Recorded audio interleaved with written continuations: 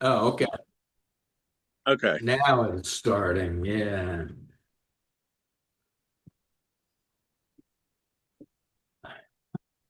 Okay.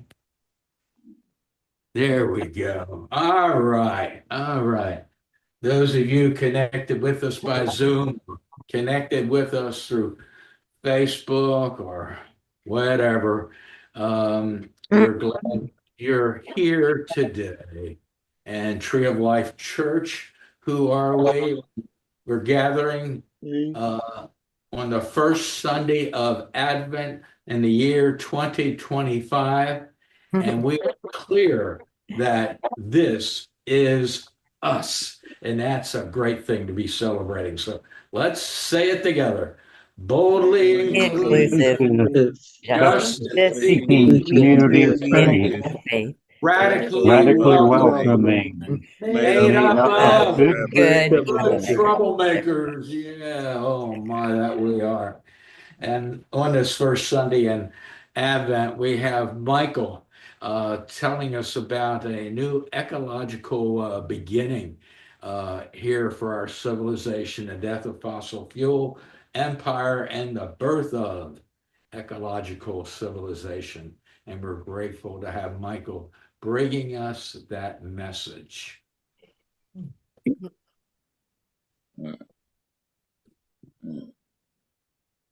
Oops. Oh, yeah, here we are, our Oh, song. let me get back. There we go. Okay.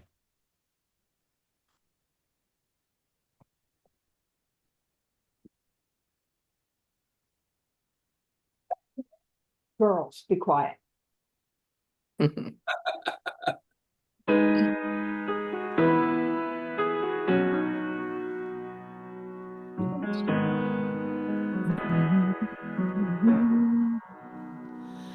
My skin is alabaster, and I understand what that means.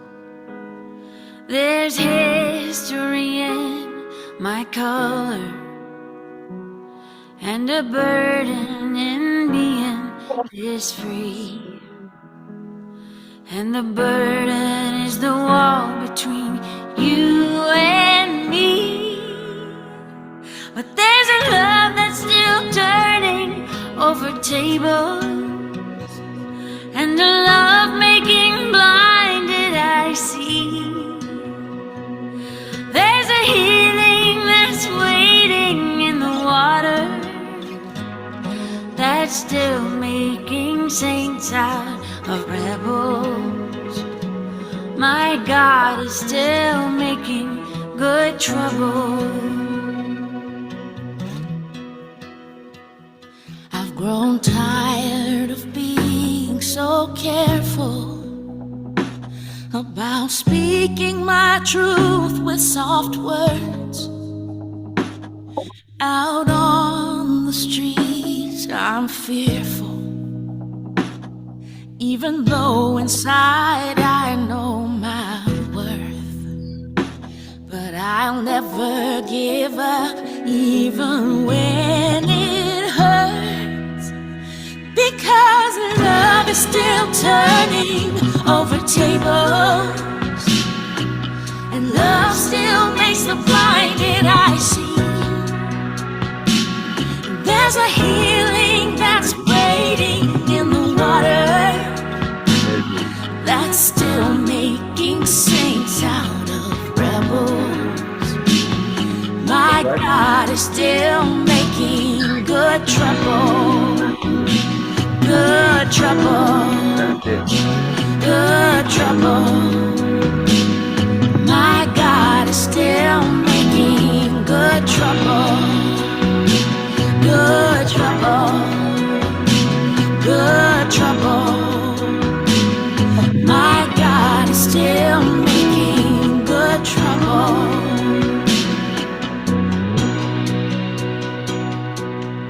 Even though we are all broken, there is a dream still worth holding. Let's walk towards the fire and push past the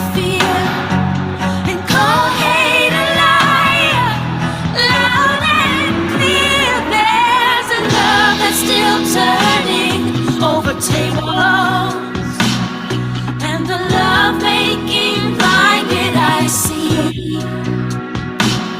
There's a healing that's waiting in the waters that's still making saints out of rebels. My God is still making good trouble. Good trouble, good trouble. My God is still making good trouble. Good trouble, good trouble. My God is still making good trouble.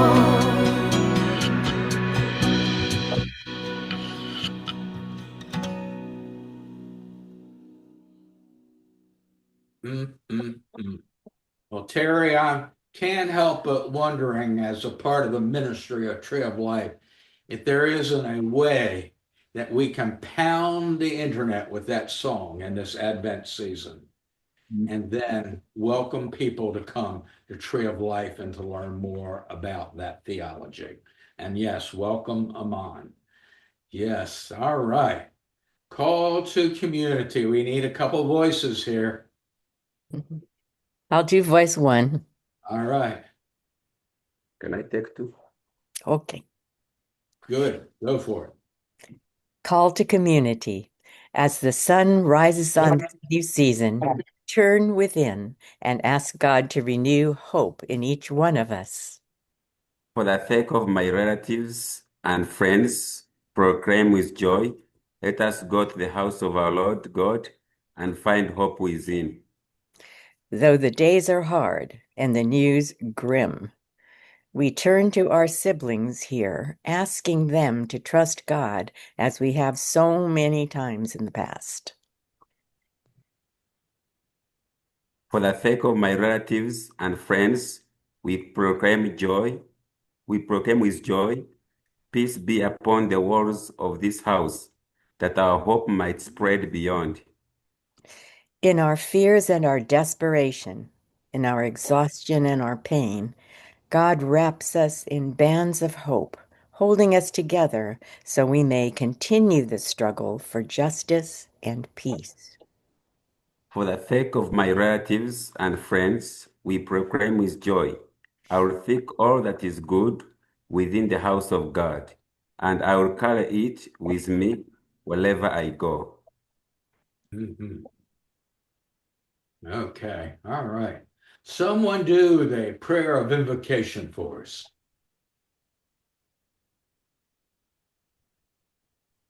Oh, there's too many of you. Don't all rise up at once. I will. Prayer. Catherine. Okay. Prayer of invocation. Emmanuel, we come here today to renew ourselves in the generosity of God's hope.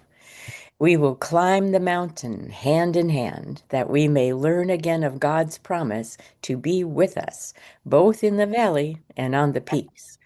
Let us set down our despair and rest in the light of God until we are renewed.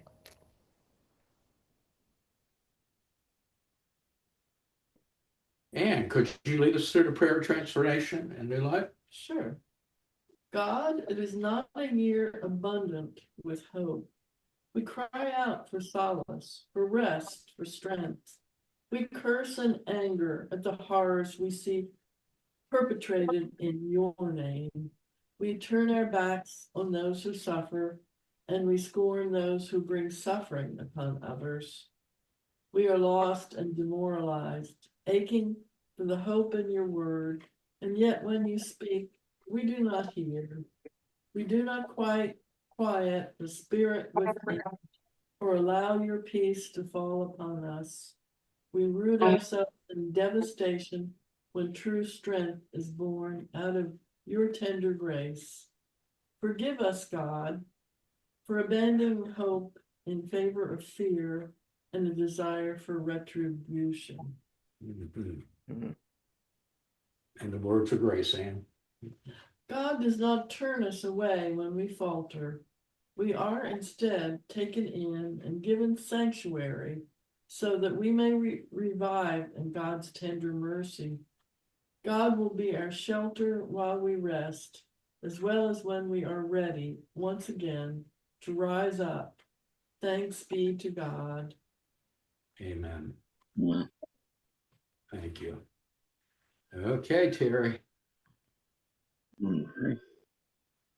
Do I light it first? What'd you say, Terry? We light it first or after I say the word? After the words. Okay. Mhm. Today we light the candle of hope.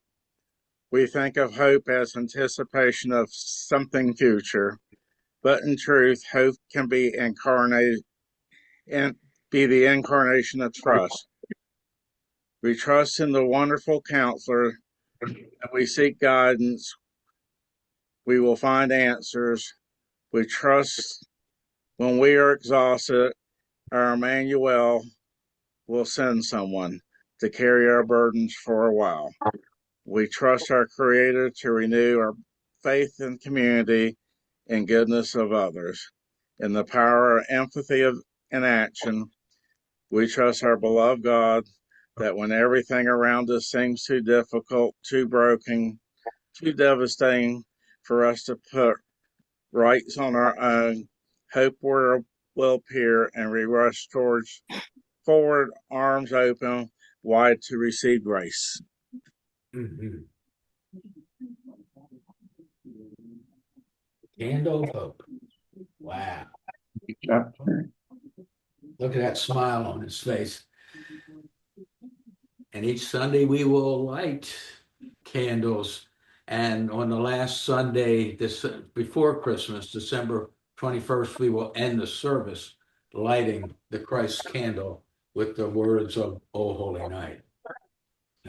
Okay. Thank you.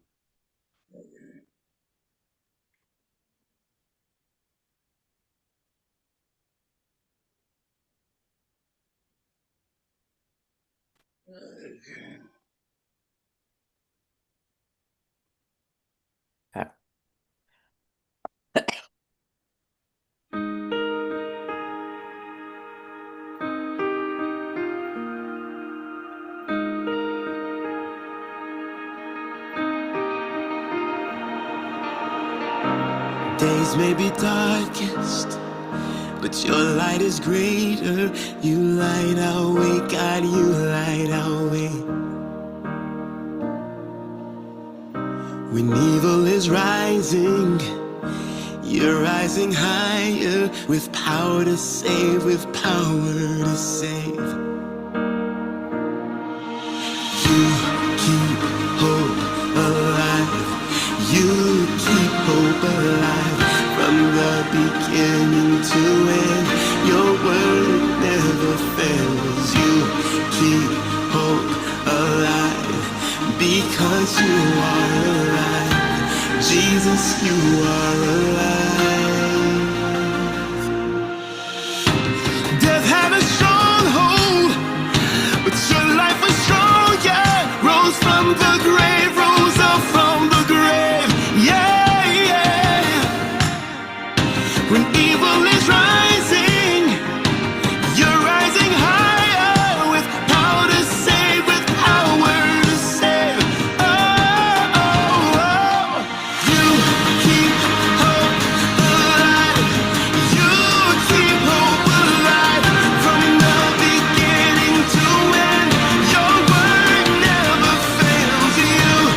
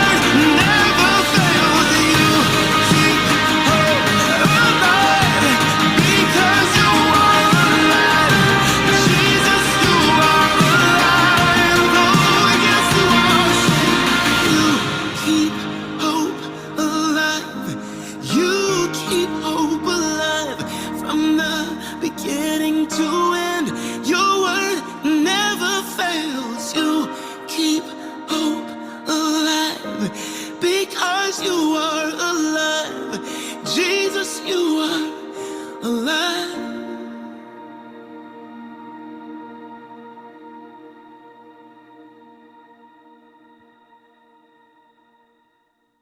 Great theology. If you're enjoying our service today, please consider a donation to Tree of Life. We have no building.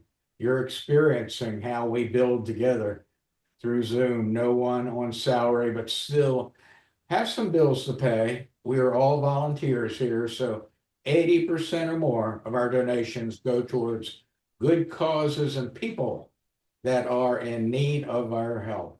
You can make one-time donations or make them reoccurring. Thank you so much for your support and helping us help others in need. Bless you. Please pass the word around about Tree of Life and how to access it.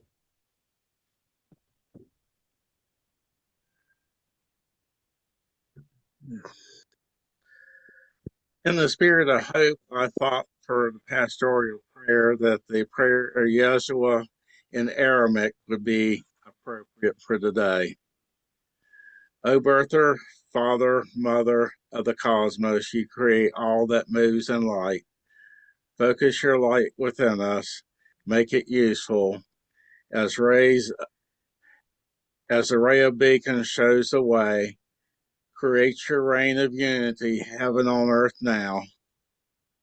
There are fierce hearts and willing hands.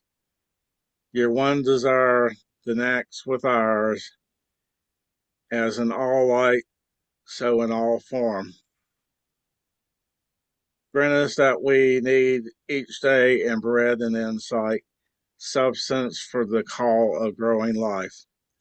Loose the cords of mistakes binding us, as we release the strands we hold of others' guilt.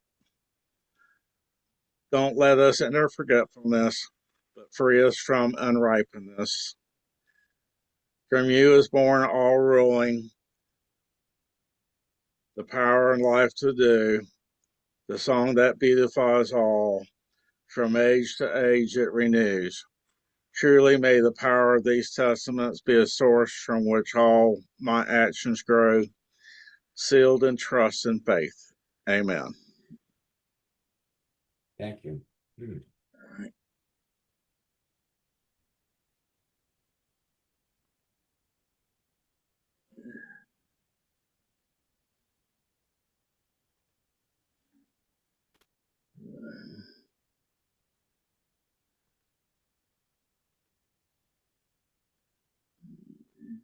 I guess we're on to Michael leading us into scripture.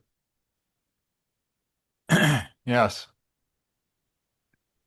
And who would like to read from Goethe's Faust? I would. Okay, that'd be great. Try to get close to the microphone, Anne, if you can. I just raise your. I don't know, I'll just have to speak louder. Our spirits yearn toward revelation that nowhere glows more fair, more excellent than here in the New Testament. To open the fundamental text, I'm moved with honest feeling, once for all, to turn the sacred, blessed original into my German well-beloved. 'Tis written, in the beginning was the Word. Here now I'm balked. Who'll put me in accord? It is impossible. The word so high to prize. I must translate it otherwise, if I am rightly by the Spirit taught. 'Tis written, in the beginning was the thought. Consider well that line, the first you see, that your pen may not write too hastily. Is it then thought that works, creative, hour by hour? Thus should it stand. In the beginning was the power. Yet even while I write this word, I falter. For something warns me, this too I shall alter. The Spirit's helping me. I see now what I need, and right assured, in the beginning was the deed. Thank you. Sure. And who would like to read from the prologue of John's Gospel? I will. Thank you. In the beginning was the Word, and the Word was with God, and the Word was God. He was in the beginning with God.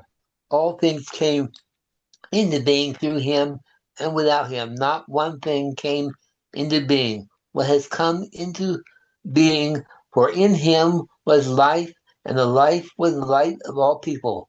The light shines in the darkness, and the darkness did not overtake. And the Word came flesh and lived among us, and we have seen his glory, the glory as of the Father's only Son, full of grace. In Thank you. truth. And John 10, next one. And whoever does that could also read the selections from Revelations. So I can do that. Thanks. The thief comes only to steal and kill and destroy. I came that they may have life and have it abundantly. They have one purpose and will give their power and authority to the beast, so that no one will have power to buy or sell unless he bears the stamp, that is, the name of the beast or the number of his name. Thank you. Yeah, I'll tell you where this, I mean, at least part of this sermon originated. And it was in reading an article that appeared in Counterpunch by a historian named Alfred McCoy. I don't agree with him on everything and his perspective on things, but this was a pretty extraordinary article, especially in a time when we might see things pretty darkly, as some of the liturgy indicated. A lot of things are not going well. And I thought this was a very hopeful article and also a very good argument for why we not only need somebody other than Trump, which is pretty obvious in the next election, but we need somebody that will radically pursue an ecological civilization and join the world in terms of that pursuit. And that is of tremendous importance. But anyway, I wanted to just read from some of this because some of the facts are really striking. And I didn't get far enough to integrate the facts into my sermon, so I think I'm just going to read some of that from this article. But I hope you'll find it interesting. Within 4 years, the International Energy Agency predicted that dramatic drops in the cost of solar panels meant that solar energy would soon be, quote, the new king of the world's electricity markets. Indeed, as technology slashed the cost of battery storage and solar panels, the International Renewable Energy Agency reported in 2024 that the solar generation of electricity had become 41% cheaper than fossil fuels, with offshore wind 53% cheaper. A truly significant disparity that will, as technology continues to slash the cost of solar energy, render the use of coal and natural gas for electricity an economic irrationality, if not an utter absurdity.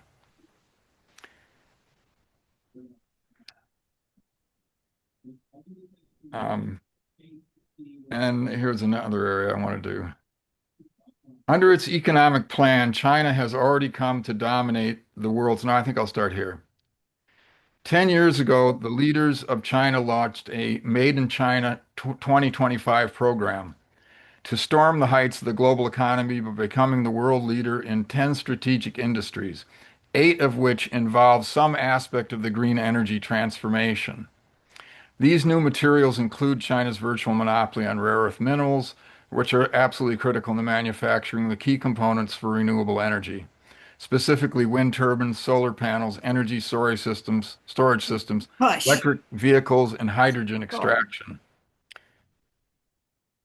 In sum, Beijing is already riding the green energy revolution in a serious bid to become the world's leading manufacturing superpower by 2049, while erasing America's economic edge and its global hegemony in the bargain.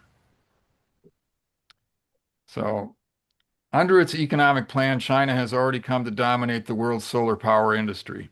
In 2024, it cut the wholesale price of its solar panel exports in half and nearly doubled its exports of panel components.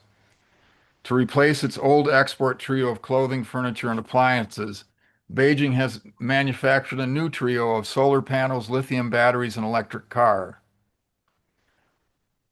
In just the month of May, China installed enough wind and solar energy to power a country as big as Poland, reaching an impressive figure that represents half the world's total installed solar capacity. By 2024, China was already producing at least 80% of the world's solar panel components, dominating the global market, undercutting would-be competitors in Europe and the United States. With similar determination, its electric vehicles are now beginning to capture the global car market. By 2024, 17.3 million electric cars were made worldwide, and China produced 70% of them. Not only are Chinese companies opening massive robotic assembly plants worldwide to crank out such cars by the millions, but they're also making the world's cheapest and best cars, with the Yangwang U9X hitting a world speed record of 308 miles per hour. BYD's latest plug-in hybrid models priced at only $13,700 and capable of traveling a record 1,200 miles on a single charge and single tank of gas, and the Yangwang U8 with the capacity to literally drive across water, and the Xiaomi's SU7 displaying a high-tech driver interface that makes a Tesla look like a Ford Pinto. Since an EV is just a steel box with a battery, technology will soon allow low-cost electric vehicles to completely eradicate gas guzzlers, enabling China to conquer the global car market. With full electric cars like the self-driving BYD Seagull sedan, already priced at $8,000. Mhm. You can hardly get a good used car for that amount. Mhm. Models like BYD's Han with a 5-minute charge time that's faster than pumping a tank of gas, and sedans like the Neo ET7 with a standard range on a single charge of 620 miles. So, and most of this extraordinary technological progress has happened in less than 4 years. By discouraging alternative energy and encouraging fossil fuels, and this is, I think, the absolutely extraordinary thing that's going on. President Trump is undercutting America's economic competitiveness in the most fundamental way imaginable. Amid an historic transformation in the world's energy infrastructure, comparable in scope and scale to the coal-fired industrial revolution, the United States will spend the next 3 years under his watch digging coal and burning oil and natural gas, while the rest of the industrial world follows China as it pursues technological innovation in the furthest frontiers of the human imagination. The International Energy Agency states bluntly that the transition away from fossil fuels is inevitable as the world, quote, led by a surge in cheap solar power in the Middle East and Asia, installs more green energy capacity in the next 5 years than it has in the last 40 combined. By the time Donald Trump leaves office in 2029, this country will be distinctly on the imperial decline amid fast-paced changes that will make electric vehicles universal and solar power, electricity, an economic imperative. After all, how can the United States, and I think this is one of his most important comments, how can the United States produce competitive products, even for domestic consumption, much less export, if our costs for energy, the basic component of every economic activity, becomes double those of our competitors? Simply put, it won't be possible. these are some really important facts that he's organized in this paper that you don't hear a whole lot, especially on TV media and so on, but they're extraordinary facts. And I've been, I was kind of vaguely wondering about this is, what's going to happen with Trump doubling down on fossil fuels and undermining all of the solar and renewable projects that have been put into place in the United States. This seems like economic suicide. And basically, this article presents the concrete facts and evidence that it is economic suicide. And it seems to me, since most people in this country that have any kind of shred of rationality left in them are not going to be in favor of economic suicide for the United States if they only knew that that's what's happening. This is sort of the bad news that's good news. Because it's good news because it's about the majority of mankind beginning to move in the right direction and with the capability to do that. It's bad news for the United States as a country, but even more so as a hegemonic empire. And I'll talk about this later because this historian also shows that all of the leading powers, the hegemons of the modern world, starting in the 15th century, Portugal, Spain, Holland, England, the United States, each one of those hegemonic powers, their hegemonic power was based upon different energy systems that they exploited. The Iberians, which would be the Portuguese and the Spanish, did major innovations in respect to ships, in terms of being able to have a sail that could tack into heavy winds, in terms of being able to carry heavy cannon. And that's how they constructed their empire, especially the Portuguese in Asia, but Spain as well. The Dutch used water and air and windmills, and they were able to uh, essentially cut timbers that had previously been cut for ships with hand saws. They did it with a wind-powered mills that were able to slice these huge planks and make an incredible fleet of merchant ships and so on. And then with the English, you had the Industrial Revolution and coal. With the United States, you had oil. Um, so there is a pattern historically that countries get caught up in a certain energy system and a new one emerges associated with another country. And we seem to be following that pattern as far as I can see.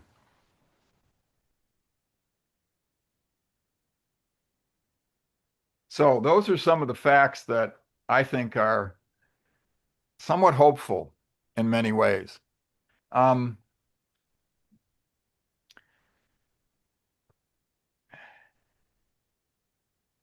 I wanted to go into some of the interpretations of some of the readings and scriptures that we just got through looking at, and then connect that to this issue. Um,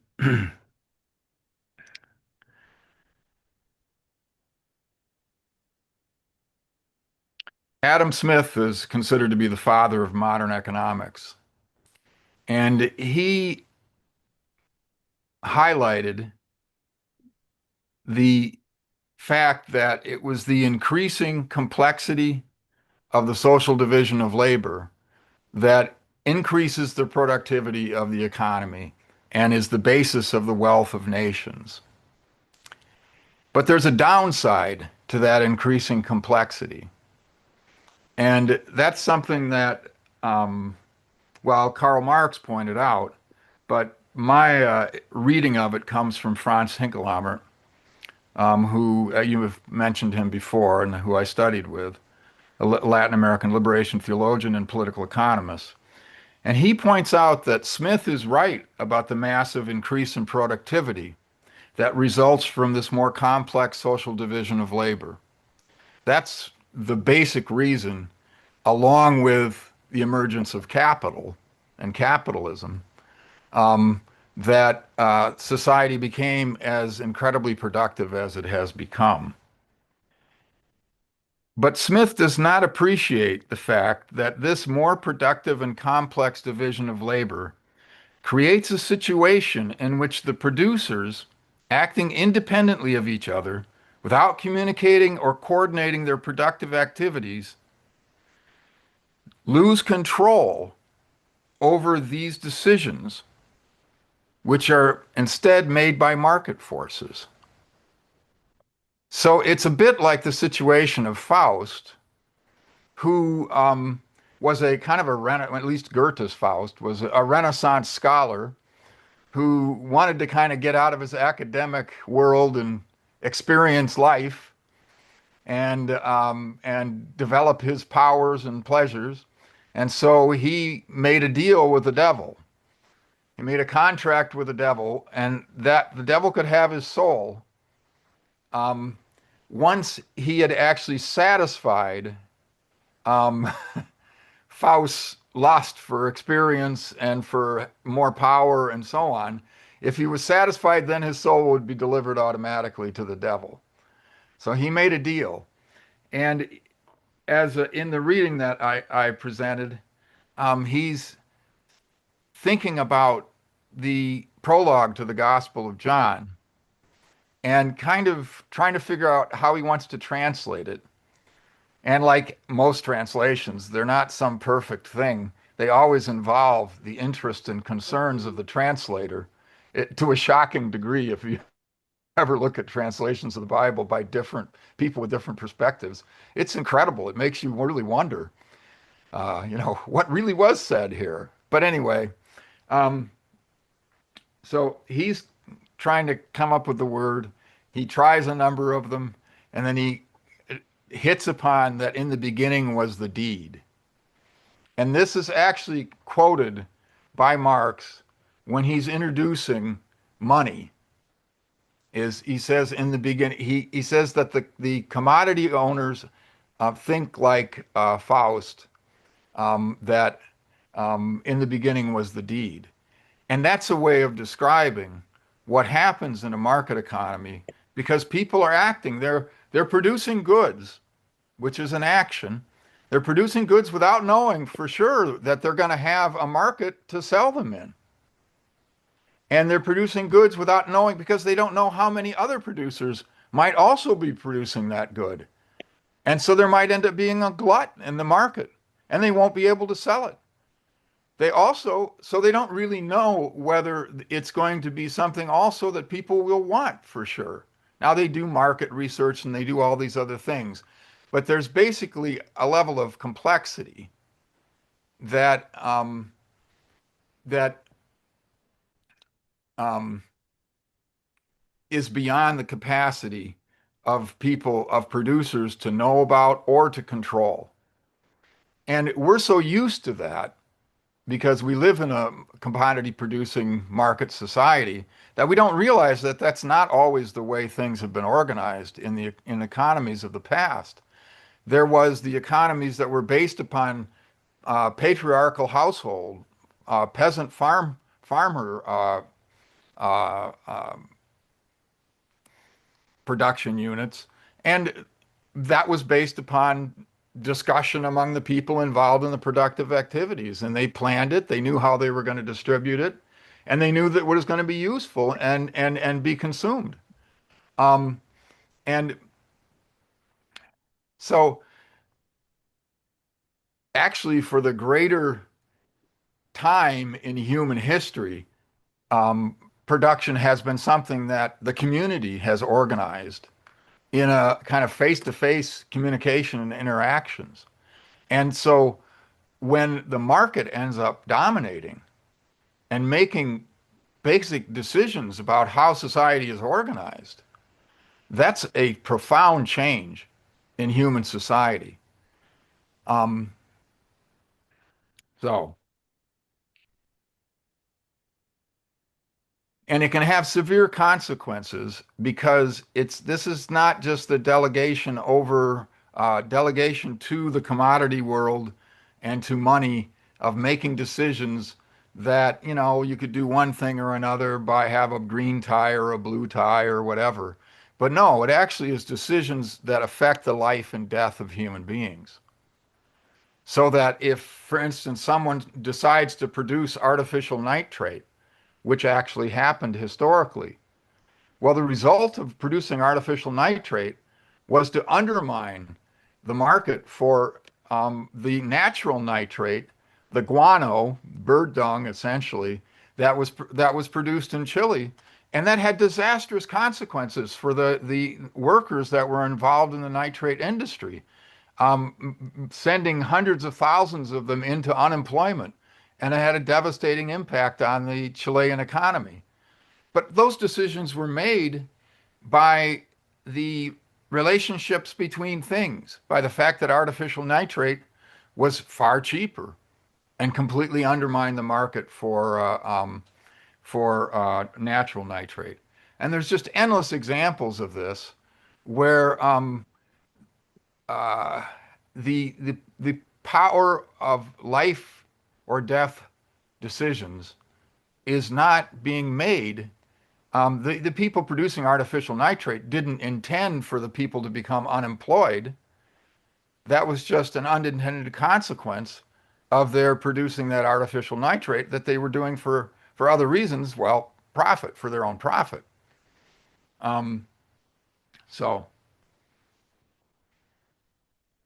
so what happens in this situation? You have a much more productive economy through being a highly complex social division of labor with people very focused on their production and what they're producing. And what happens out of that is that things end up taking the place of human beings. Things perform the social functions that human beings have delegated to them. The producers refuse to take responsibility for their actions and their consequences. Smith seems to sense this, and he formulates the notion that an invisible providential hand, the magic of the market, the invisible hand of the market, ensures that the common good will be served, in spite of the fact that each producer is pursuing only their own self-interest and not the common good of the community. Faith in the providential God of the market and its decisions takes the place of human beings communicating and coordinating a conscious plan of production that they can direct towards satisfying the needs of the producers and their dependents. Marx quotes from the book of Revelations in this same section having to do with the emergence of money. And he quotes from the books of Revelations as reference to the beast. Because what happens is that the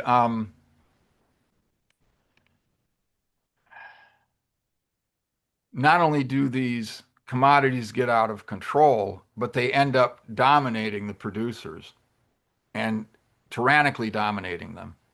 And that's the point that is being made by Marx by including a reference to, in Revelations, a reference to the beast, because he's essentially drawing upon that to characterize money and the domination involved in money as a tyrannical and inhuman kind of domination. That the beast, which is also considered to be the Antichrist, symbolizes in the book of Revelations.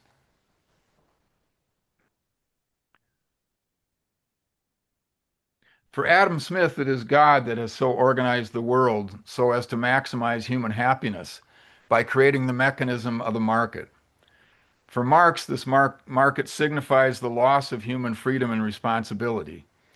It is not the Christ that brings about the common good, but rather the beast, the Antichrist, the fetish, produced by institutionalized irresponsibility, going from being a humble servant to the process of exchange to becoming the god of the commodity world. Money is not just a means to facilitate the exchange of commodities. It becomes the judge of the value of commodities. It dominates the production process and makes the decisions for the producers, controlling them and excluding them, like the beast in Revelations. In the book of Revelations, it is God and the Lamb, Christ, that overcomes and destroys the beast and Babylon But Marx does not see Christ as the negation of the Antichrist. Instead, it is human praxis that is that negation through recovering the human capacity for conscious, coordinated action. Now, this is kind of a complicated piece of thought, and I'm trying to find ways to communicate it to other people because I think it speaks to the moment that we're in, especially in the United States. We've reached an inflection point in human evolution in which human beings must either take back their power of conscious collective planning and action and coordinate their social relations and their relation to nature, or face the collapse of civilization under the weight of catastrophic climate change and ecological degradation.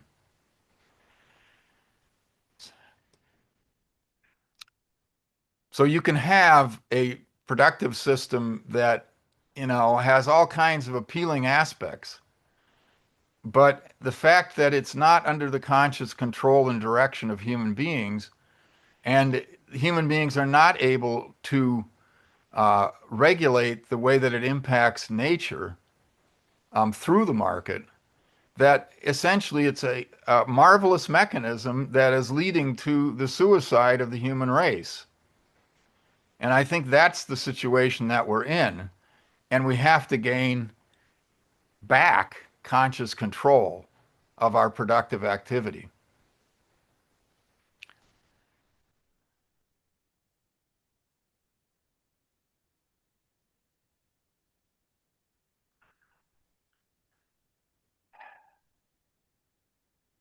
I think it's important in terms of thinking about how to do that to look at what's already happening in the world. And it's possible that, the United States may be in the rear rather than at the head of things right now. And other peoples may have taken the lead. And we need to learn from them and to cooperate with them and grasp what they're doing rather than being the kind of power that clings to the old order, no matter what the cost for itself and for its people in the world. And I think that last line pretty much describes us at this time.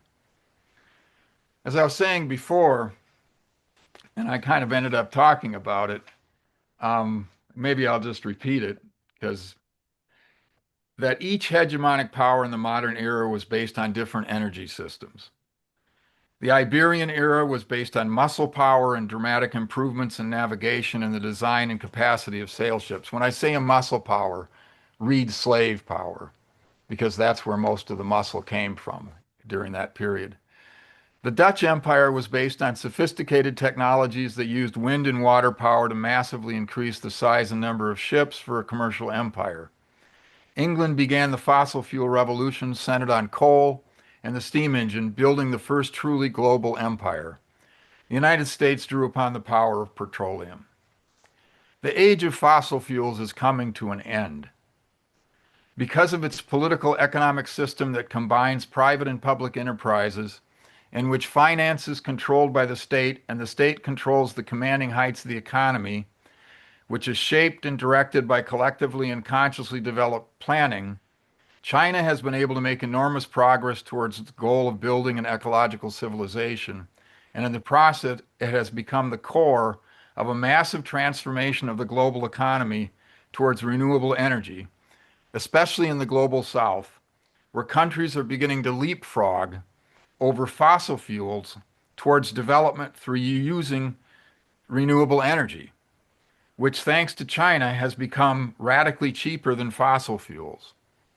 Plus, they have had the advantage of reducing dependence on oil and other fossil fuel imports that cause deep levels of debt and subsequent loss of sovereignty in relationship to the US dollar empire. As renewables continue to become cheaper and cheaper than fossil fuels, the economic situation of the United States will worsen. The petrodollar will weaken. The foundations of U.S. financial domination will crumble. U.S. manufacturing will not be able to compete with renewable-based manufacturers. A movement must emerge in the United States to make the United States relinquish its futile pursuit of hegemony and join the rest of the world in the work of building an ecological civilization. American Christians must find, and this is the difficult task, at least for me, a theological language to help bring about this momentous transformation. And I'm going to end with a poem from William Blake. Jerusalem, and did those feet in ancient time, and did those feet in ancient time walk upon England's mountains green? And was the Holy Lamb of God on England's pleasant pastures seen? And did the countenance divine shine forth upon our clouded hills?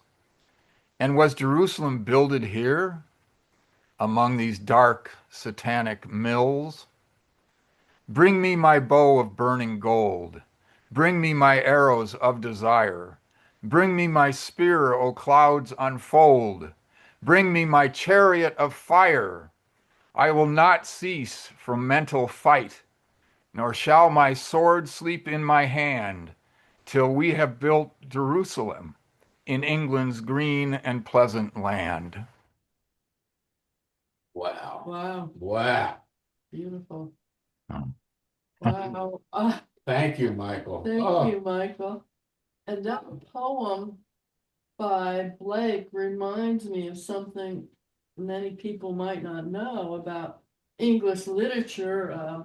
D.H. Lawrence, one of his scenes in Lady Chatterley's Lover was about the industrialization and how that was killing England. He brought that up quite a bit in that novel. Yeah. Yeah. Well, they actually, I think they had a very brutal, as you know, Charles Dickens and other people have shown or portrayed, it to the point of really committing mass murder in the working classes in England. And Yeah. whereas in the United States, because we were essentially a colonial country and went from being colonized, being a colony of England, to being our own colonizing country, and we had Africans to exploit and the huge land and resources to steal from the Native Americans. In many ways, America never experienced uh, the the full brunt of capitalism because they actually had some options. The white people in America had some options in terms of access to land and just going somewhere else if they didn't like who they were working for. Well, the definition of a proletariat is a landless, desperate population that can't live without selling its labor. Now, we've certainly had that, but it was concentrated in the immigrant populations, not necessarily the settler populations and the people that had access to land, although land itself, the people that had land didn't have it that easy either, as the kind of agriculture we had was extremely capitalistic and was difficult to survive in many instances. But anyway. well, thank you. And, Oh, yeah. Terry, I think you have some music, and then we can come back in and have prayer for the folks here, and then conversation around what Michael generated this morning.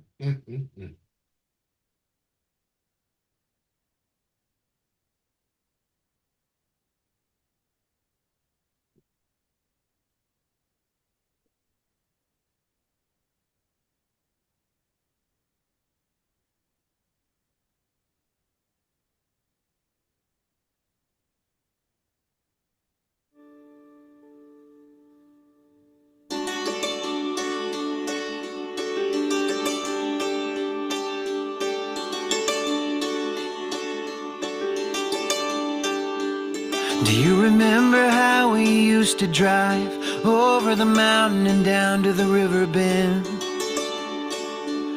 where the ghosts of the valley all haunt the tracks? The highway calls your stories back again. Oh, Jamie, I'm all alone out here, and all I used to know is in the wind.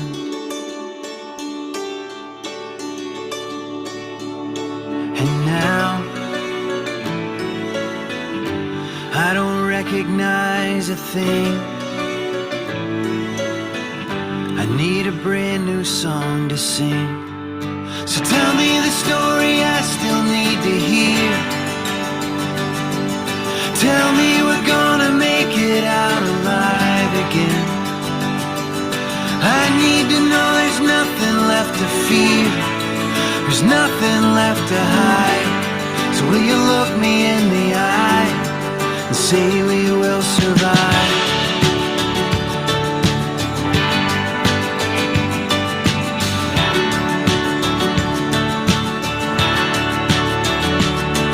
Someday the truth's gonna lay us bare. We're gonna raise a glass to the past and say, it's only when the straight line breaks and heals a little crooked that you ever see the grace. Well, I had to find a better place. Maybe the bend in the river's the only way. And I'm lost. Got all these voices in my head. I need some hope up there instead. So tell me the story I still need to hear. Tell me about the sun that's gonna rise again. I need to know there's nothing left to fear. There's nothing left to hide. So will you look me in the eye? Say we will survive. We will survive. Do you remember how I used to say, love is a fire and it's gonna burn us up? To make the space for grace to grow. Now it feels like love has called my bluff. So tell me the story I still need to hear. Oops. And tell me about the love that never dies. Tell me the story I still need to hear. Tell me we're gonna make it out alive again. I need to know there's nothing left to fear. There's nothing left to hide. So when you look me in the eye, I know we will survive. We will survive. I know we will survive. I know we will survive.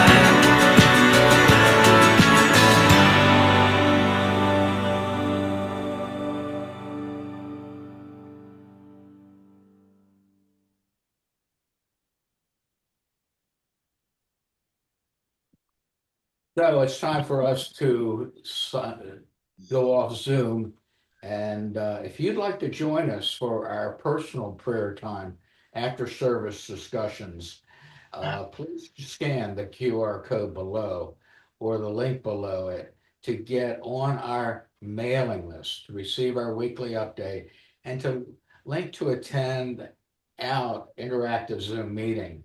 You will need to download the Zoom app, and we hope that you will, because we are quite a network, as you can tell.